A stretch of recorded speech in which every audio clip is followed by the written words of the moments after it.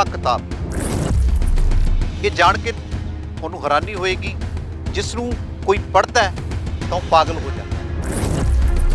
अज तक मन्निया जाता है कि उस किताब नूं कोई पूरा पढ़ नहीं सकिया, ते इस किताब दीयां दंत किताबां नूं सुण के इस नूं शैतान द्वारा लिखिया मन्निया जाता है।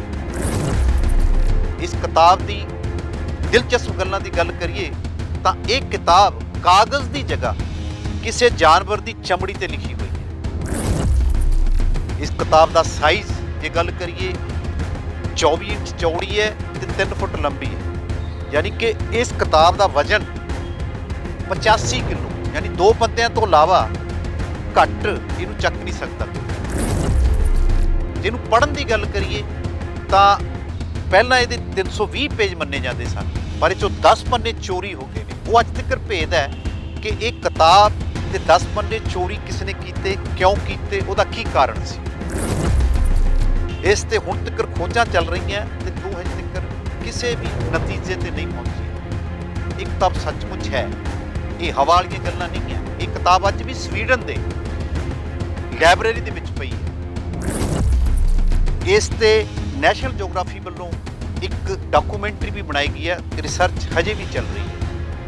इस किताब की होर गल करिए ਤਾਂ इस किताब ਦੇ ਵਿੱਚ जो गल की गई है वो इस तरह है कि नवे जादू टोने दसे गए ने, मन्निया जा रहा है। तो एक पेज से जाके 19 इंच की करीब एक अजब तरह की तस्वीर बनाई है, जिन्होंने शैतान की तस्वीर मन्निया जाता है।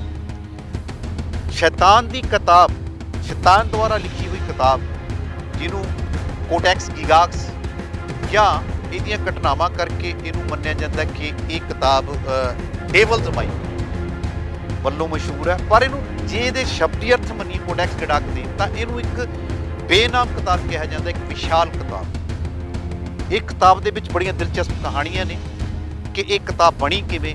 ਅੱਜ ਤੋਂ 700 ਸਾਲ ਪਹਿਲਾਂ ਇਹ ਕਿਤਾਬ ਨੂੰ ਕਿਸ ਤਰ੍ਹਾਂ ਲਿਖਿਆ, ਜਿੱਡੀ ਇਹ ਕਿਤਾਬ ਹੈ ਉਸ ਨੂੰ ਦੇਖ ਕੇ ਜਿਹੜੇ ਖੋਜਕਾਰ ਨੇ ਉਹ ਮੰਨਦੇ ਨੇ ਕਿ ਜੇ ਇਹਨੂੰ ਲਗਾਤਾਰ ਕੋਈ ਕਿਤਾਬ ਲਿਖੇ ਬਿਨਾਂ ਨਾਗੇ ਤੋਂ ਤਾਂ ਇਹਨੂੰ ਘੱਟੋ ਘੱਟ 20 ਤੋਂ 25 ਸਾਲ ਲੱਗਣੇ, ਤੇ ਕੁਝ ਦਾ ਕਹਿਣਾ ਹੈ ਕਿ 35 ਸਾਲ ਵੀ ਲੱਗ ਸਕਦੇ, ਕਿਉਂਕਿ ਇਹ ਕਿਤਾਬ ਦੇ ਵਿੱਚ ਲਿਖਾਈ ਇੱਕੋ ਤਰ੍ਹਾਂ ਦੀ ਹੈ ਤੇ ਮੰਨਿਆ ਜਾਂਦਾ ਕਿ ਇਹ ਸਿਰਫ ਇੱਕ ਰਾਤ 'ਚ ਲਿਖੀ ਹੋਈ। ਉਹਦੇ ਪਿੱਛੇ ਕਹਾਣੀ ਹੈ, ਉਹ ਆਪਾਂ ਤੁਹਾਡੇ ਦਰਸ਼ਕਾਂ ਨਾਲ ਸਾਂਝੀ ਕਰਦੇ ਹਾਂ ਕਿ ਇਹ ਕਿਤਾਬ ਕੀ ਹੈ, ਕਦੋਂ ਲਿਖੀ ਗਈ ਮੰਨੀ ਜਾਂਦੀ ਹੈ ਤੇ ਇਹਦੇ ਵਿੱਚ ਕੀ ਗੱਲਾਂ ਨੇ, ਤੇ ਇਸ ਨੂੰ ਕਿਉਂ ਸ਼ੈਤਾਨ ਦੀ ਕਿਤਾਬ ਕਿਹਾ ਜਾਂਦਾ, ਤੇ ਸਭ ਤੋਂ ਖਤਰਨਾਕ ਕਿਉਂ। ਕੋਡੈਕ ਗਿਗਾਸ ਇਸ ਕਿਤਾਬ ਦਾ ਨਾਮ ਹੈ। ਵੈਸੇ ਜੇ ਆਪਾਂ ਸ਼ਬਦੀ ਅਰਥ ਕਰੀਏ ਤਾਂ ਇਸ ਦਾ ਅਰਥ ਬਣਦਾ ਵਿਸ਼ਾਲ ਕਿਤਾਬ, ਕੋਈ ਪ੍ਰੋਪਰ ਇਸ ਦਾ ਸਿਰਲੇਖ ਨਹੀਂ ਹੈ ਨਾਮ। ਇਸ ਕਿਤਾਬ ਨਾਲ ਜੁੜੀਆਂ ਦੰਦ ਕਿਤਾਬਾਂ ਤੇ ਹੋਰ ਘਟਨਾਵਾਂ ਨਾਲ ਜੁੜੀਆਂ ਨੂੰ ਦੇਖ ਕੇ ਇਸ ਦਾ ਨਾਮ ਸ਼ੈਤਾਨ ਦੀ ਬਾਈਬਲ ਰੱਖਿਆ ਜਾ ਰਿਹਾ। ਉਸ ਨਾਲ ਮਸ਼ਹੂਰ ਹੈ ਕਿਉਂਕਿ ਇਸ ਨੂੰ ਮੰਨਿਆ ਜਾਂਦਾ ਕਿ ਇਸ ਨੂੰ ਸ਼ੈਤਾਨ ਨੇ ਲਿਖਿਆ। इस किताब की गल करिए, इनू कागज़ से नहीं लिखा गया, ये लिए चमड़ा वरत्या गया। वो चमड़ा जोड़ा है वो या तो गधे की खल का मन्निया जाता या घोड़े दी खलों का मन्निया जाता। 2 फुट बाई 3 फुट की किताब का साइज़ है, 85 किलो इसका वजन है, 2 बंदियां तो घट इनू कोई चक नहीं सकता। 310 पन्ने ये हुण हैगे ने, पहला 320 पन्ने से 10 पन्ने चोरी मन्ने जाते। हुण आपां आउणे आ इस किताब की गलबात, ये रची किवें गई, की घटना वो पिछे जी सामने आती है। बोहेमिया चेक रिपब्लिक, इत्थों की एक मठ की गाथा है। मठा च बड़ी बड़ी मानता होंदी, 13वीं सदी की गल है।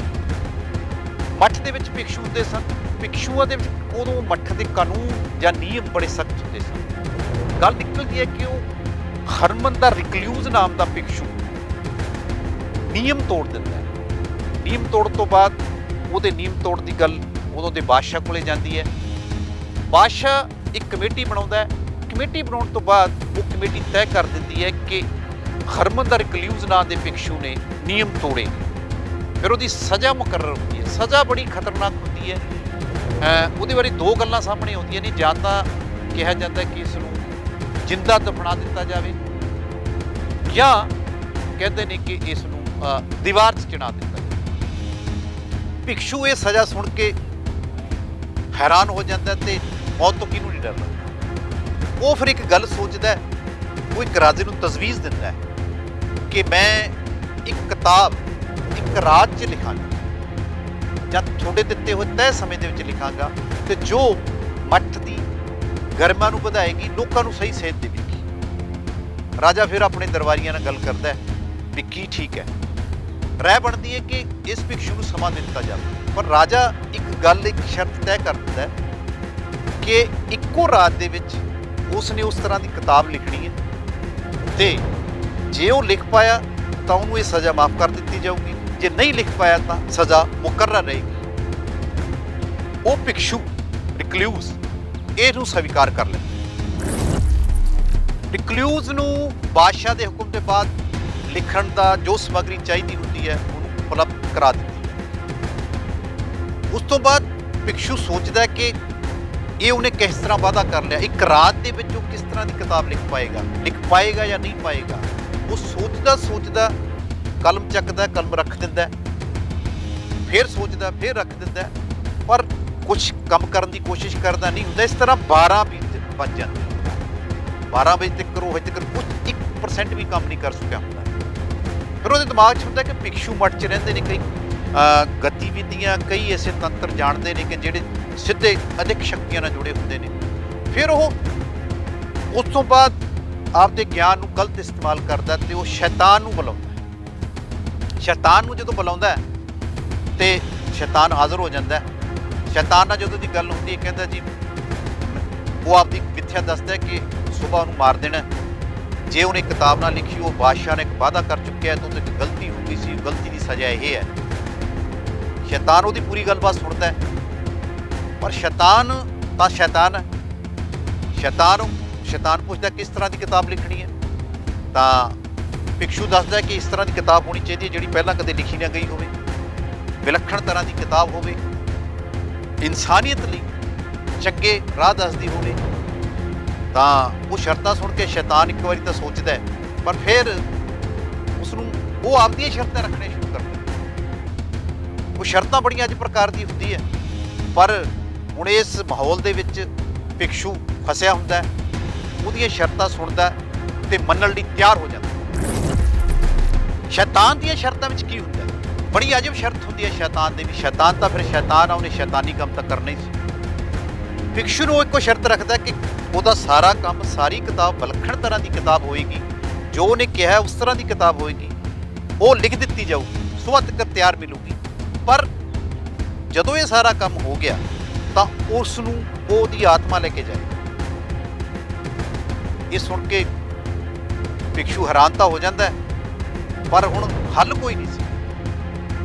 ਉਹ ਆਰਾਮ ਨਾਲ ਯੈਸ ਕਰ ਦਿੰਦਾ। ਫਿਰ ਸ਼ੈਤਾਨ ਆਪਦਾ ਕੰਮ ਸ਼ੁਰੂ ਕਰਦਾ ਤੇ ਭਿਕਸ਼ੂ ਦੇਖਦਾ ਕੀ ਹੋ ਰਿਹਾ। ਸੁਬਾਹ ਹੁੰਦੀ ਹੈ, ਕਿਤਾਬ ਉਹ ਦੇਖਦਾ ਜਦੋਂ ਉਹ ਪੰਨੇ ਪਲਟਦਾ ਤਾਂ ਵਿੱਚ ਇੱਕ ਸ਼ੈਤਾਨ ਦੀ ਤਸਵੀਰ ਹੁੰਦੀ ਹੈ। ਕੁਛ ਗੱਲਾਂ ਤਾਂ ਇਨਸਾਨੀਅਤ ਦੇ ਫਾਇਦੇ ਲਈ, ਪਰ ਜ਼ਿਆਦਾ ਜਿਹੜੀ ਗੱਲਬਾਤ ਹੁੰਦੀ ਹੈ, ਜ਼ਿਆਦਾ ਉਹ 'ਚ ਲਿਖਾਵਟ ਹੁੰਦੀ ਹੈ, ਉਹ ਹੁੰਦੀ ਹੈ ਸ਼ੈਤਾਨ ਦੀ ਪੂਜਾ ਕਿਵੇਂ ਹੁੰਦੀ। ਯਾਨੀ ਉਹ ਗੱਲਾਂ ਸ਼ੈਤਾਨੀ ਵੱਲ ਜਾਂਦੀਆਂ ਨੇ, ਇਨਸਾਨੀਅਤ ਵੱਲ ਨਹੀਂ ਜਾਂਦੀਆਂ। ਪਰ ਹੁਣ ਹੋ ਨਹੀਂ ਕੁਛ ਸਕਦਾ ਸੀ। ਫਿਰ ਇੱਕ ਵੱਖਰੀ ਗੱਲ ਉਹ ਦੇਖਦਾ ਕਿ ਜੋ ਉਹਨੇ ਸਮਾਨ ਦਿੱਤਾ ਸੀ ਉਹ ਸਮਾਨ ਹੀ ਨਹੀਂ ਲਾਇਆ। ਜਿੱਥੇ ਕਾਗਜ਼ਾਂ ਦੀ ਗੱਲ ਕੀਤੀ ਗਈ ਸੀ, ਉੱਥੇ ਜਾਨਵਰ ਦੀ ਚਮੜੇ ਦੀ ਖੱਲ ਲਗਾਈ ਗਈ ਸੀ, ਉਹ 'ਤੇ ਲਿਖਿਆ ਗਿਆ ਸੀ। ਹੁਣ ਹੱਲ ਕੋਈ ਨਹੀਂ ਸੀ, ਪਰ ਕਿਤਾਬ ਉਹ ਜਦੋਂ ਦੇਖਦਾ ਤੇ ਉਹ ਪੇਸ਼ ਕਰ ਦਿੰਦੇ ਮਹਾਰਾਜ ਮੂਹਰੇ, ਤੇ ਉਸ ਤੋਂ ਬਾਅਦ ਪੇਸ਼ ਕਰਨ ਤੋਂ ਬਾਅਦ ਮਹਾਰਾਜ ਤਾਂ ਉਹਦੀ ਜਾਨ ਬਖਸ਼ ਦਿੰਦਾ, ਪਰ ਸ਼ੈਤਾਨ ਉਹਦੀ ਆਤਮਾ ਆਪਣੇ ਕਬਜ਼ੇ 'ਚ ਕਰ ਲੈਂਦਾ ਤੇ ਚਲਾ ਜਾਂਦਾ। ਇਸ ਤੋਂ ਬਾਅਦ ਜੋ ਵੀ ਇਸ ਕਿਤਾਬ ਨੂੰ ਦੇਖਦਾ ਹੈ, ਜਾਂ ਤਾਂ ਉਹਦਾ ਦਿਮਾਗ ਸੰਤੁਲਨ ਖਰਾਬ ਹੋ ਜਾਂਦਾ, ਜਾਂ ਉਹਨੂੰ ਪੜ੍ਹਨ ਦੀ ਕੋਸ਼ਿਸ਼ ਕਰਦਾ ਤਾਂ ਉਹਦੀ ਜ਼ਿੰਦਗੀ ਖਤਮ ਹੋਣ ਦੇ ਕਿਨਾਰੇ ਚਲੀ ਜਾਂਦੀ ਹੈ। ਇਸ ਤਰ੍ਹਾਂ ਦੀਆਂ ਦੰਦ ਕਥਾਵਾਂ, ਇਸ ਤਰ੍ਹਾਂ ਦੀਆਂ ਘਟਨਾਵਾਂ ਉਸ ਸਮੇਂ ਰਾਜ ਦੇ ਵਿੱਚ ਫੈਲਣ ਲੱਗਦੀਆਂ। ਕਿਤਾਬ ਨੂੰ ਇੱਕ ਪਾਸੇ ਰੱਖ ਦਿੱਤਾ ਜਾਂਦਾ ਹੈ ਤੇ ਫਿਰ ਲੋਕ ਮੰਨਣ ਲੱਗ ਜਾਂਦੇ ਨੇ ਜਿਹੜੀ ਚੀਜ਼ ਇਹਦੇ 'ਚ ਇਸਤੇਮਾਲ ਕੀਤੀ ਗਈ ਹੈ, ਜਿਸ ਤਰ੍ਹਾਂ ਦੀ ਇਹ ਕਿਤਾਬ ਲਿਖੀ ਗਈ ਹੈ, ਜਿਸ ਤਰ੍ਹਾਂ ਦੀਆਂ ਤਸਵੀਰਾਂ ਨੇ, ਜਾਂ ਜਿਸ ਤਰ੍ਹਾਂ ਦੇ ਇਹਦੇ 'ਚ ਵਿਵਰਣ ਹੈ, ਉਸ ਨੂੰ ਦੇਖ ਕੇ ਫਿਰ ਲੋਕਾਂ ਦੇ ਵਿੱਚ ਰਾਏ ਬਣਦੀ ਹੈ ਕਿ ਇਹਨੂੰ ਸ਼ੈਤਾਨ ਨੇ ਲਿਖਿਆ। ਉਸ ਤੋਂ ਬਾਅਦ ਇਹਦਾ ਨਾਮ ਡੇਵਲਸ ਬਾਈਬਲ ਬਣ ਗਿਆ। ਤੇ ਐਕਚੁਅਲੀ ਉਹ ਜਿਹੜੀ ਲੇਟਨ ਭਾਸ਼ਾ 'ਚ ਲਿਖੀ ਗਈ ਸੀ, ਉਹ 'ਚ ਕੋਡੈਕਸ ਗੀਗਾਸ ਕਿਹਾ ਜਾਂਦਾ। ਇਸ ਨੂੰ ਜੇ ਸ਼ਬਦੀ ਅਰਥ ਕਰੀਏ ਤਾਂ ਇਹਦਾ ਨਾਮ ਬਣਦਾ ਵਿਸ਼ਾਲ ਕਿਤਾਬ। ਪ੍ਰੋਪਰ ਇਹਦਾ ਕੋਈ ਨਾਮ ਨਹੀਂ। ਅਜਿਹੀਆਂ ਘਟਨਾਵਾਂ ਹੋਣ ਤੋਂ ਬਾਅਦ ਬਾਦਸ਼ਾਹ ਨੇ ਇਸ ਕਿਤਾਬ ਨੂੰ ਮੱਠ 'ਚ ਰਖਵਾ ਦਿੱਤਾ। ਮੱਠ ਵਿੱਚ ਰੱਖਣ ਤੋਂ ਬਾਅਦ ਕੀ ਹੋਇਆ ਕਿ ਉੱਥੇ ਧਾੜਵੀਆਂ ਦਾ ਹਮਲਾ ਹੋ ਜਾਂਦਾ ਹੈ। ਹਮਲਾ ਹੋਣ ਤੋਂ ਬਾਅਦ ਮੱਠ ਬਰਬਾਦ ਕਰ ਦਿੱਤਾ ਜਾਂਦਾ ਹੈ ਤੇ ਉਹ ਧਾੜਵੀ ਇਸ ਕਿਤਾਬ ਨੂੰ ਨਾਲ ਲੈ ਜਾਂਦੇ ਤੇ ਮੰਨਿਆ ਜਾਂਦਾ ਕਿ ਜਿੱਥੇ ਉਹ ਕਿਤਾਬ ਲੈ ਕੇ ਗਏ, ਇਹਨੂੰ ਕਿਤਾਬ ਨੂੰ ਚੋਰੀ ਹੋਇਆ ਵੀ ਮੰਨਿਆ, ਇਹਦੀ ਦੰਤ ਕਥਾਵਾਂ 'ਚ ਆਉਂਦਾ। ਜਦੋਂ ਉੱਥੇ ਲੈ ਗਏ ਤਾਂ ਜਿੱਥੇ ਉਹ ਰਹਿੰਦੇ ਸੀਗੇ ਉੱਥੇ ਵੀ ਅੱਗ ਲੱਗ ਗਈ।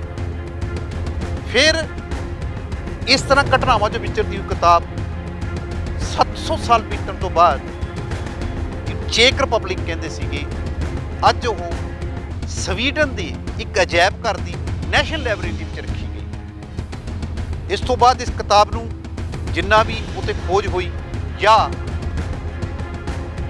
ਉਹ ਤੋਂ ਪਰਖਿਆ ਗਿਆ, ਉਹਦੇ 'ਚ ਗੱਲ ਨਿਕਲ ਕੇ ਆਈ ਕਿ ਜਿਹੜੇ ਜਿੱਤੇ ਲਿਖੀ ਗਈ ਹੈ ਉਹ ਕਿ ਜਾਨਵਰ ਦੀ ਖੱਲ ਹੈ। ਉਹ ਖੱਲ ਕਿਹੜੀ ਹੈ?